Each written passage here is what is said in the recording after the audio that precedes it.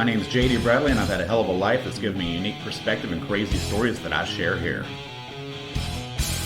I turned to lesbian. Yes, sir, I sure did. I'm very proud of it and pleased with myself. This is years ago, and I've only done it one time, but there were two lesbians that used to hang out at the Lotus Cup that I mentioned in the last episode. We're going to call them Irene and Angela. Angela was the masculine, and Irene the more feminine, and actually pretty, although extremely athletically built. She also has big tits too, though. She had this really curly hair. I liked it a whole lot. But anyway, they hung out at the Lotus Cup, and I suspected they were lesbian, but they never came out and said it. And Angela frequently invited me to ask Irene out, and so I did.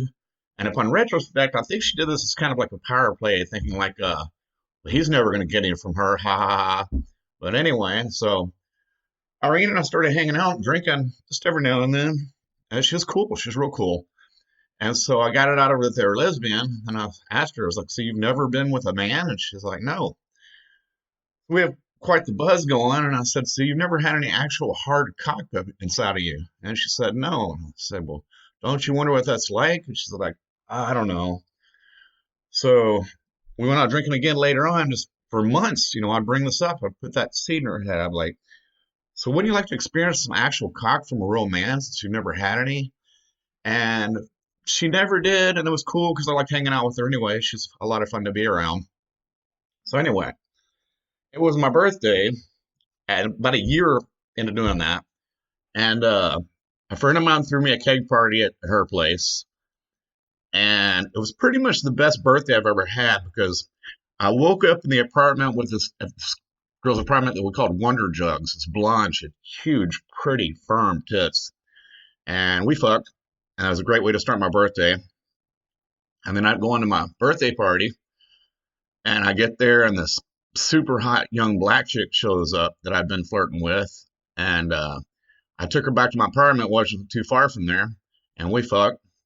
And we went back to the party, and then she left after a while. And some more time went by, and then Irene showed up. And she's like, hey, how you doing? She gave me a big hug, and she'd already been drinking, and I'd been drinking. And she said, let's go back to your apartment. And I said, what for? And she said, I'm going to give you your birthday present. And I had a pretty good idea what she meant. So we went back to my apartment, got naked. She pulled those big old dangly, bouncy, beautiful tits of hers, and I sucked on them, and we fucked. And I really put it to her. I was really pleased with myself and pleased with her and pleased with the situation. So we get done. This party started at I think noon. And by this time it was 9 at night, but I was only drinking beer, so I wasn't fucked up. I had a buzz, but I wasn't all fucked up. So she says, okay, I need a ride back to our house. And I don't know how she got there. Somebody must have dropped her off. So I take her, drop her off at her house, and I went back to the party. I'm getting drunk and passed out on the couch. And the next day, I got back to my apartment, and this is before I had a cell phone. I still had a landline and an answer machine. My answer machine had blown up overnight with Angela saying she's going to kick my ass, blah, blah, blah, blah, blah, blah, blah, blah, blah. And as I was listening, the phone rang. So I picked it up. It's her. And she's like, I'm going to beat your ass. I don't know who you think you are, fucking my woman. After she invited me to ask her out so many fucking times and knew we'd been going out. She really didn't have any sense, any reason to do that as far as I'm concerned. But also, I didn't like being threatened. I said, hey, man, if you want to talk to me like a dude, I said, I'll come over and I'll beat you down like a well, dude. I'll fuck you up every bit as bad as I will, dude. You want to talk shit? And she thought about it, and she's like, no. And she said, I'm just real upset because that's my girlfriend. We've been together for years, and she lives with me, and I support her. I'm like, I don't know what to tell you. If she wants to fuck again, I'm going to fuck her again. And I hung up on her.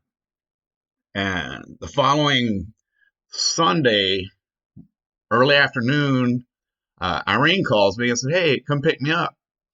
I said, well, is your chick going to say anything? She's like, no, she's unhappy that I'm calling you, but she's not going to say anything. I guarantee you that. So I went and I go over there, and she had told me just to honk, like beep, beep, when I get there, which I've always considered kind of rude.